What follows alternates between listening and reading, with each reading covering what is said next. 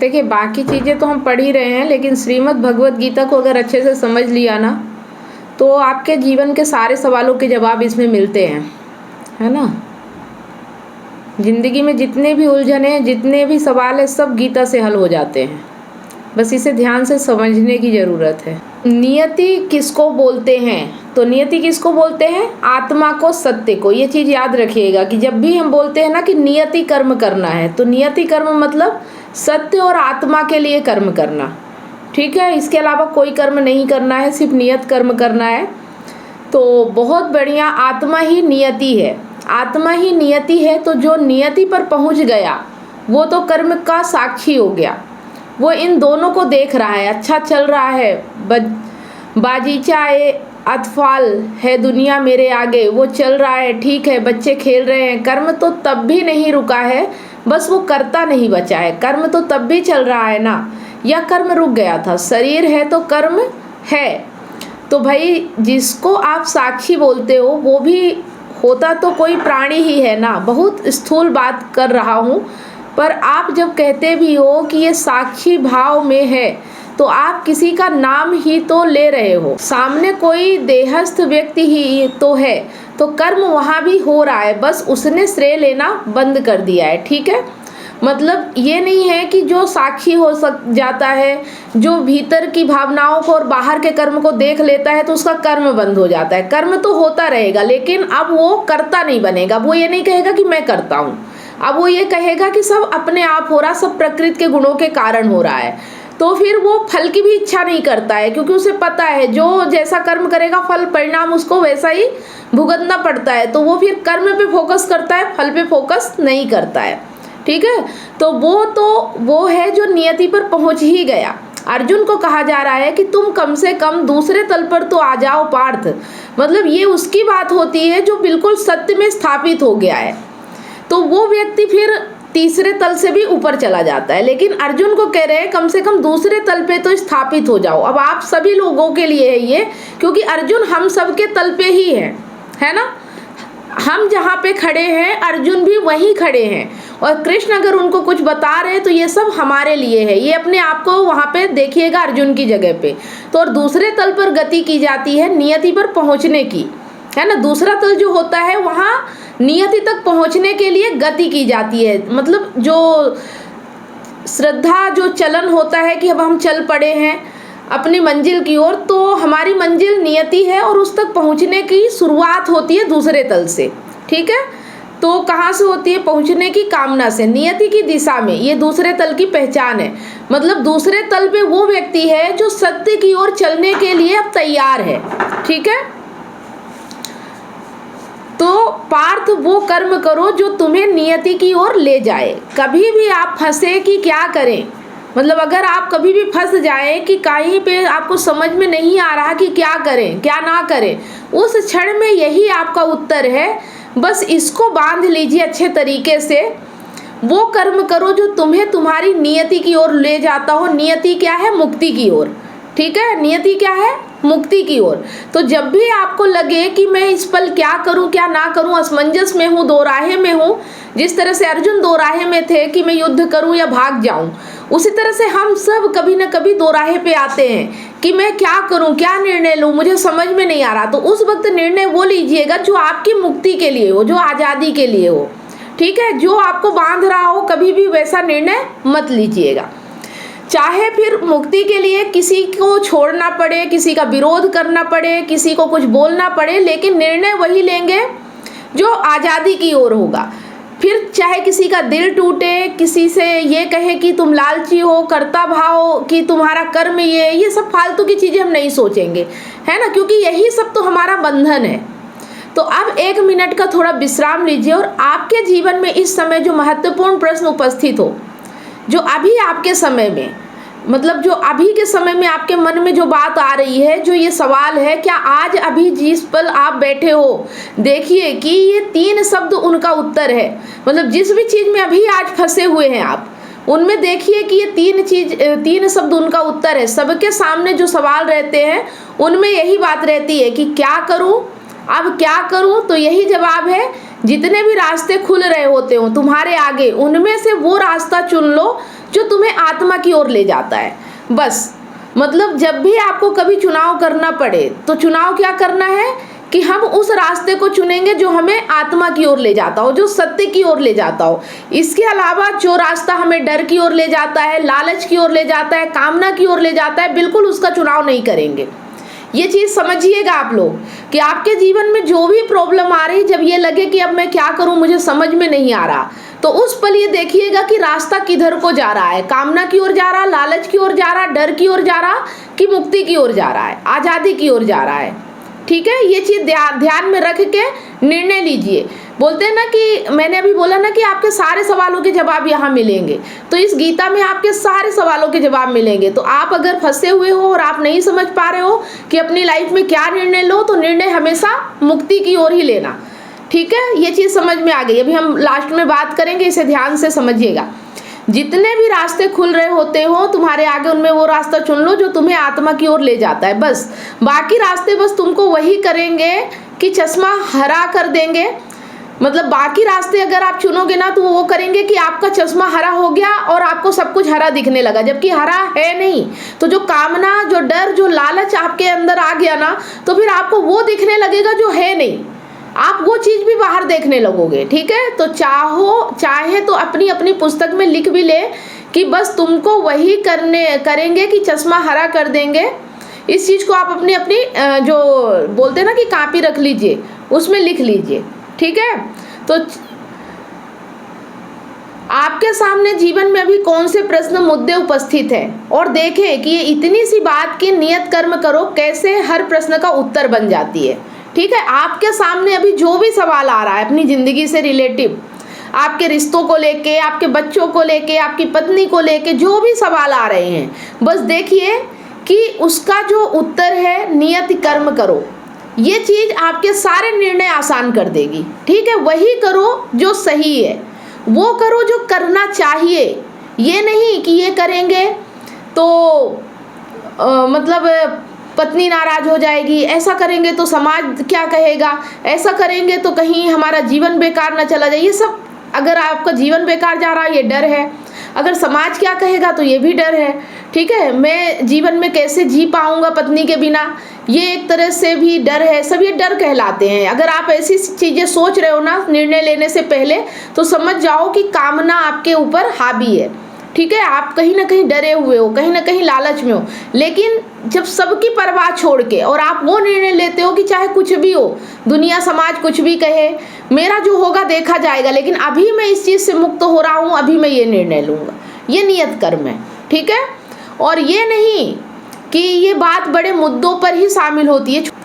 तो छोटे छोटे मुद्दों पर भी एकदम छोटा मुद्दा हो कोई, अभी बिस्तर पर पड़ा रहूं कि उठ जाऊं, यहाँ भी आपको सोचना है। जैसे कि कभी कभी लगता है ना कि सुबह उठूं नहीं, ऑफिस जाऊं कि नहीं जाऊं, क्या करूं, नींद आ रही है सो जाऊं, तो उस वक्त भी देखिए कि उठना ज़रूरी है कि सोना ज़रूरी है, सही काम क्या है। अगर नहीं उठेंगे तो क्या दिक्कत हो जाएगी।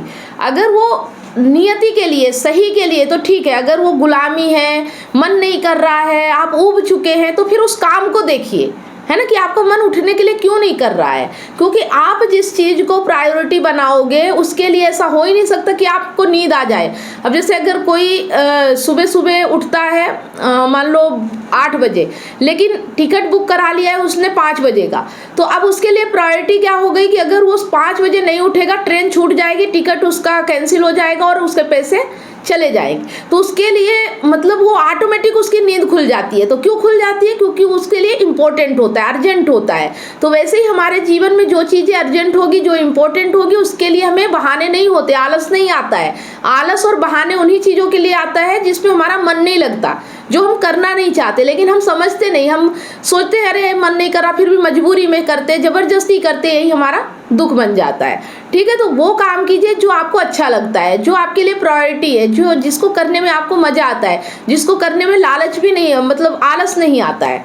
ठीक है, तो नियतम कुरु कर्म, एकदम जो सूक्ष्म माइक्रो मुद्दे भी हैं उनका जवाब इसमें मिल जाएगा।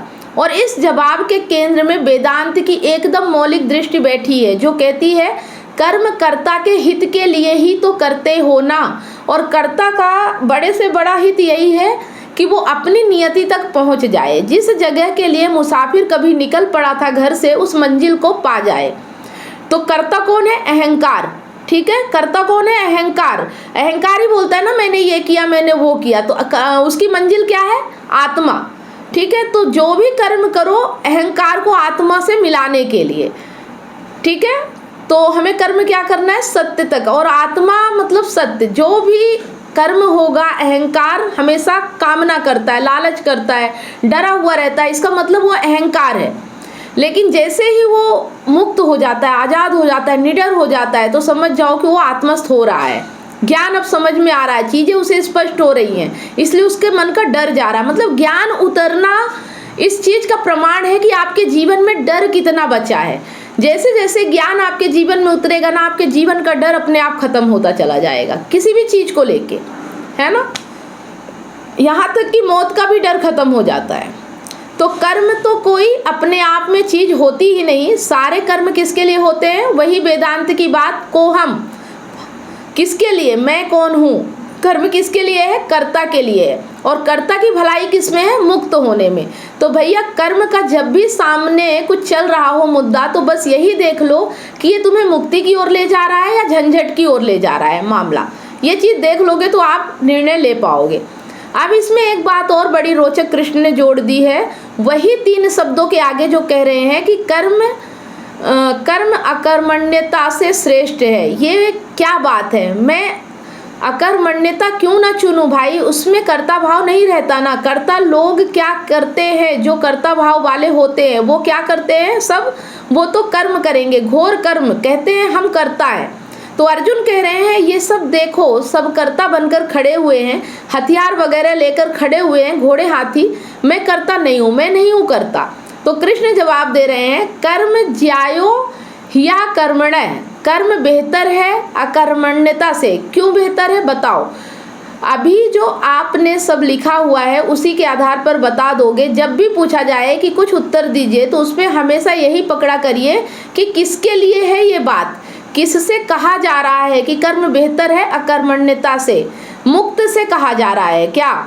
जो फंसा हुआ है वो अपनी फंसी हुई स्थिति में ही बोले कि मैं कुछ नहीं करूँगा, जो बंधा हुआ है अपनी बंधी हुई हालत में बोले कि मैं कुछ नहीं करूँगा, तो उससे कृष्ण क्या बोलेंगे? कर्म बेहतर है अकर्मण्यता से, क्योंकि अगर कुछ नहीं करोगे तो बंधे ही रहोगे। ये जो भी तुम्हारे लिए है स्टेटस को यथास्थिति अच्छी नहीं है, शुभ नहीं है तुम्हारे लिए। मतलब ये जो बात कही जा रही है वो मुक्त से कही जा रही है कि अकर्मण्यता मतलब कि कर्ता मत बनो। लेकिन जो भी बंधा है, जो भी फंसा पड़ा है, उसके लिए तो कर्म करना जरूरी है ना, अपने बंधन काटने, तभी तो उसकी शुरुआत होगी, है ना, तभी तो नियति की ओर चलेगा। तो एकदम हिलना भी मत। जैसे कहते थे ना, निर्वात स्थान पर जैसे अकंपित रहती है दिए की लौ, ऐसे हो जाओ पार्थ। वो कब कहा जाता है? जब मुक्ति हो, बोध हो। तो जैसे कि किसी बहुत ही मतलब ऐसी जगह जहाँ बिल्कुल हवा वगैरह ना बह रही हो और एक दिए को रख दो, बिल्कुल शांत होती है, उसकी लो फड़फड़ाती नहीं है, एकदम शांत हो जाती है। तो ये स्थिति तब आती है जब इंसान मुक्त होता है, जब उसे बोध होता है, जब उसे ज्ञान होता है। ठीक है, और बिना ज्ञान के आप नहीं कह सकते हो कि मैं तो कुछ करूँगा ही नहीं, है ना, जैसे अर्जुन कह रहे हैं। तो अलग अलग बातें अलग अलग लोगों से कही जाती है। जो पहुंच गया उसको कहा जाता है कि योग क्षेम। योग माने क्या होता है? पहुंचना या पाना। और क्षेम माने क्या होता है? पकड़ कर रखना, बांध कर रखना। योग माने पा लिया और क्षेम माने होता है जो पाया उसको बांध कर रख लिया। हीरा पायो ये क्या हुआ? योग। और गांठ गठियायो क्षेम। ठीक, तो जो पहुंच जाता है उससे कहा जाता है योग क्षेमम वहाम्यहम्। लेकिन जो अभी पहुंचा ही नहीं है उसको बोले कि तू गांठ बांध ले, गांठ बांध ले। तो गांठ में है क्या जो बांध ले? तू काहे की रक्षा कर रहा है? तो उसको क्या बोला जाएगा? उसको बोला जाएगा तू तो मैदान में उतर, तेरे पास कुछ नहीं है बचाने को, तेरे पास कुछ भी नहीं है बचाने को। ठीक है ना। जिसको हीरा मिला है वो तो गांठ गठियाए तो ठीक है, लेकिन जिसको हीरा मिला ही नहीं वो क्या गठियाएगा, है ना। उसको तो अभी पाना है, वो तो मैदान में उतरना जरूरी है उसको। तो जैसे जो वंचित शोषित होते हैं इतिहास में, उन्हें क्रांति के लिए प्रेरित करने के लिए कहा गया आपके पास खोने के लिए कुछ भी नहीं है सिवाय अपनी जंजीरों के। यही बात कही जाती है, उससे भी अभी उच्चतम तल पर पहुंचा नहीं, तू क्या बचा रहा है? तेरे पास है क्या बचाने को? तेरे पास क्या है? बस तेरी बेड़ियां हैं, इनको बचाकर भी क्या करेगा? तू तो खुला बाहर निकल, युद्धस्व, युद्ध करो। मतलब आप जब बंधन में हो तो अभी आप बचा ही क्या रहे हो? अभी तो आपके लिए मुक्ति, युद्ध करना जरूरी है, अभी तो आपको आज़ाद होना है। ठीक है, तो आप फुटबॉल मैच में 4 गोल से पीछे हो और आखिर के 10 मिनट है, आप क्या करोगे? तो इंसान पैदा होता है 3 गोल्स डाउन, 3 गोल से पीछे। ये हर बच्चे की कहानी है, वो पैदा ही होता है 3 गोल्स डाउन। जब आप पैदा होते हो उस वक्त पीछे स्कोर बोर्ड क्या दिखा रहा होता है? 3-0, और 3 माने सत रज तम, ये 3 गुण होते हैं, है ना। तीनों आगे निकल गए, तीनों आपने खा लिए हैं, तभी तो पैदा हुए हो, नहीं तो पैदा काहे को होते? ये 3 को खाकर पैदा होते हो। 3 गोल्स डाउन, जो 3 गोल्स डाउन ना हो वो पैदा ही नहीं होगा। समझ में आ रही है बात? तो जो ये जन्म इंसान का होता है ना, ये तीनों गुणों से ही होता है, सत रज और तम, और इसी से पूरी प्रकृति चलती है, हमारी भी प्रकृति और बाहर की भी प्रकृति। आप सोचो कि मौसम कैसे बदलते हैं, कोई बदलने जाता है टाइम टाइम पे कि 4 महीने की ठंडी हो गई, 4 महीने की गर्मी हो गई, 4 महीने की बारिश हो गई, ये सब चक्र कैसे चल रहा है? सूर्य अपने टाइम पे निकल रहा है। हमारे भीतर भी प्रकृति होती है। किसी महिला को देखिए, वो जब प्रेग्नेंट होती है 9 महीने उसके बच्चा गर्भ में रहता है और 9 महीने बाद बाहर आता है, कौन कर रहा होता है? ये सब अपने आप ही हो रहा है ना, लेकिन इस चीज़ को हम समझते नहीं हैं। समझ रहे? हर चीज़ अपने आप हो रही, लेकिन कुछ चीज़ों को हम कह देते हैं हम करता है। इस चीज़ को समझ जाना, यही है ज्ञान। ठीक है, कि सब कुछ अपने आप हो रहा है, हम फालतू में उसमें घुसते हैं कि मैं कर रहा हूँ, क्योंकि हमारा जन्म ही, मतलब जब हमने जन्म नहीं लिया था तो क्या हम अपनी मर्जी से दुनिया में आए हैं? जब हम बच्चे थे तो क्या हम अपनी मर्जी से जानते थे कि हमें क्या करना है? सब हो रहा ना। वैसे हमारे बड़े होने के बाद भी होता है, लेकिन हम सोचते हैं कि हम बड़े हो गए तो अब हम सब कर रहे हैं, पर अभी भी आप कुछ नहीं कर रहे हो, अभी भी वैसे ही हो रहा है जैसे अभी आप जब थे ही नहीं इस दुनिया में, तब भी तो कुछ हो ही रहा था ना। आ गए तो भी हो रहा है, तो यहाँ तो चक्र चलता ही रहेगा, इसे कोई रोकता नहीं है। ये प्रकृति है, ये अपने आप चलती रहती है। इस चीज़ों को देखा करिए, इसीलिए बोलते हैं कि प्रकृति में घूमने जाओ, प्रकृति में पहाड़ों में जाओ, हर चीज़ को देखो, बाहर का नज़ारा देखो कि ये प्रकृति चल कैसे रही है, यहाँ सब कुछ कैसे ऑटोमेट है, कैसे सब कुछ अपने आप हो रहा है। कोई करता है क्या? हम तो कह देते हैं ये भगवान कर रहा है। अरे तो भगवान कर रहा है तो कहाँ है? भगवान को किसने देखा है, किसने बनाया है? हम इंसानों ने ही तो भगवान को बनाया है। जिस भगवान से हम बोलते हैं कि भगवान बना रहा है, प्रकृति को भगवान चला रहा है, उस भगवान को किसने बनाया है? उस भगवान को भी तो हमने ही बनाया ना, अपने मन से अपने जैसा बना दिया हमने। तो सोचो ये सब चीज़ें, ठीक है, समझ में आ रही है बात? तो इसी को तुम जागृत, स्वप्न, सुसुप्ति बोल लो, कुछ भी बोल लो, ब्रह्मा विष्णु महेश बोल लो, जिस भी तरीके से पकड़ना है पकड़ लो। मतलब ये 3 गुण ही है, सत रज तम, ये 3 गुण ही है, जिसे आप चाहे भगवान बोल लो, चाहे ब्रह्मा बोल लो, चाहे महेश बोल लो, चाहे जो भी बोल लो, इन्हीं के कारण ये पूरी प्रकृति चल रही है। ठीक है, तो आप पैदा ही होते हो 3 गोल्स डाउन, तो आप जिंदगी में क्या करोगे? अकर्मण्यता करोगे। आप 3 गोल पीछे हो, आप क्या करोगे? आप कहोगे चलो आपस में ही बॉल रिटेंशन रखते हैं, ये करोगे? क्या करोगे? आप कहोगे यथास्थिति जो है वो मेरे लिए अच्छी नहीं है, जो चीज़ जैसी है मेरे लिए अच्छी नहीं है, तो यथास्थिति को चलते रहने देने का विकल्प मेरे लिए नहीं अच्छा है। मैं तो हार गया, मैं तो हारा पैदा हुआ हूँ, मेरी तो हालत बहुत ख़राब है, मुझे तो श्रम करना पड़ेगा। उसी को साधना कहते हैं, उसी को युद्ध कहते हैं, उसी के लिए सूरमा का आह्वान होता है, युद्ध कर। तो युद्ध करना कोई शौक की बात नहीं होती। मतलब हम अधूरे अपूर्ण पैदा ही होते हैं। अगर हमें पूर्णता अपने अंदर देखनी है, पूर्णता की ओर जाना है, तो ज्ञान बहुत ज़रूरी है, साधना ज़रूरी है। ठीक है, तो ये मजबूरी है। जिसको इस मजबूरी नहीं समझ में आती, मतलब आपके जीवन की कोई और मजबूरी नहीं है। हम फालतू की मजबूरियों में पड़े रहते हैं, लेकिन जो मेन मजबूरी है कि जानना, उस चीज़ से हम दूर रहते हैं। ठीक है, तो बढ़िया एकदम मजबूरी होती है, हम करें क्या? कोई हमारे भीतर का जानवर नहीं जगा हुआ है कि हमारे सींग निकल आए हैं और हम मारने दौड़ रहे हैं। कहें देखो ये तो ज़्यादा संघर्ष की बात करते हैं, बड़े हिंसक है। और गीता पर अक्सर ये आरोप लगा है कि संघर्ष क्या संघर्ष, काहे को करना है। उनको ये पता ही नहीं कि स्थिति क्या है। जब कोई बोले ना कि संघर्ष क्या करना है, उससे कहना वो पीछे देख, स्कोर बोर्ड देख, पलट कर हम जान लगा रहे हैं। और जब जान लगाते हो थोड़ा तो कई बार डर्टी भी खेलना पड़ता है। शोल्डर पशु, कंधे से धक्का मारा, कुछ किया तो कोई आकर के आपको उपदेश बता रहा है, बोल रहा है देखो क्यों इतना संघर्ष करना, काहे के लिए। कृष्ण भी तो बोल गए हैं ना, विगत ज्वर। उसको ये नहीं पता कि विगत ज्वर के साथ क्या बोले थे, युद्धस्व। विगत ज्वर तो बोला था कि ज़्यादा गर्माओ मत। ये वही है जैसे आजकल बोलते हैं ना कि गर्मी चढ़ी है, उसी को कहते हैं गर्मी उतारने को बोलते हैं विगत ज्वर हो जाओ। लेकिन साथ में विगत ज्वर के साथ ही बिल्कुल सटा हुआ शब्द क्या दिया था, युद्धस्व। युद्ध करो, ठीक है। तो युद्धस्व तो लड़ना तो पड़ेगा। इसलिए नहीं कि हम बहुत युद्धातुर है या हिंसातुर है, बल्कि इसलिए कि पैदा हुए हैं ना होते पैदा तो ना लड़ते। पैदा ही बंधन में हुए हैं तो बिना लड़े काम कैसे चलेगा। समझ में आ रही है बात कि जो बंधन हमें मिला है उसे तोड़ना तो पड़ेगा। तो जब कोई बोले नहीं ये तो अहंकार बहुत है, हर समय लड़ने की बात करते हैं, जब देखो तो शांत नहीं बैठ सकते, जब जिसको देखो उसको कहते हैं योद्धा बन जा, तो उसको बोलना हमारी मजबूरी को मगरूरी मत समझो। अनारकली, ये लड़ाई हमने नहीं शुरू की थी पर समाप्त करने का दायित्व तो हमें दे दिया गया है। शुरू किसी और ने की है, उसे अंत तक हमें लेकर आना है। तो क्या करें, शुरू तो पता नहीं किसने की थी, हमसे पूछकर की थी, नहीं की थी, पता नहीं किसने की थी, पर उसको निष्पत्ति तक हमें लाना है, खत्म हमें करना है। उसी अंत को क्या बोलते हैं, मुक्ति।